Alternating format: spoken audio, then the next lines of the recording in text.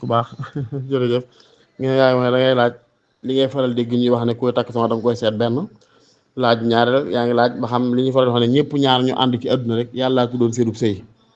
waaw loolu jur mooy lu am ci àdduna yàllaa ko dogal ñaar ñu labatante gindigonte ba takkante yàllaa bindoon seenub sëy démb mënutoon a ñàkk ñaar ñu labatante takkante wu yàllaa bindoon seenub sëy rek loolu rek lañ jublu am maanaam seet gi soxla nag wax naa ci ba tàyyi ne dee su ko dàq lépp ndax ay détails yoo xam ne xam naa watantuwaan naa ci ba tàyyi dina xaw gudd tuuti ndax yenn saa dafa waxoon ne in kaana maanaam su umu gaaf bu fekkee am na fa fil mar'ati wal markabi wal maskan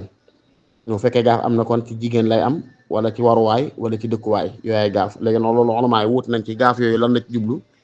ñii firee ko lu zahire lu matière ne gaafu jigéen mooy adamul idgaam ñàkk am njaboot wala gaafu jigéen mooy salaatu lisaan mooy doon ko pànk aw làmmiñam ñaw naqari tontu gaafu kër mooy xat ga wala dëkkandoo yu melul na gën gaafu fas mooy ñàkk cay xeex ci yoonu yàlla am di ko firee noonu am ñoo dee gaaf gi lu biiru la ñane gaaf gi lu biiru la kon la ngay dégg mooy kon li ngay jënd war ngaa mën a am te noo xoole ba xam ndax gaaf nga te am déet waaye noonu nag damay wax ne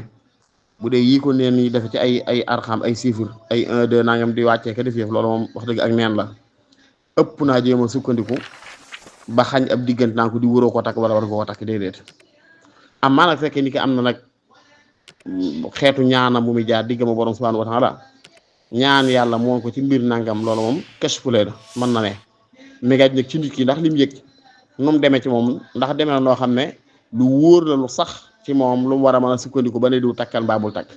wala déet loolu moom mbirum kooku lay doon waaye amaa def ko ci chiffre yi naan ay da ngay boole tur wa fee ak adat tur fee def nangam loolu wax dëgg du sukkandiku waayu wóor daal ay nen la rek wala taala ahlam bi sawaab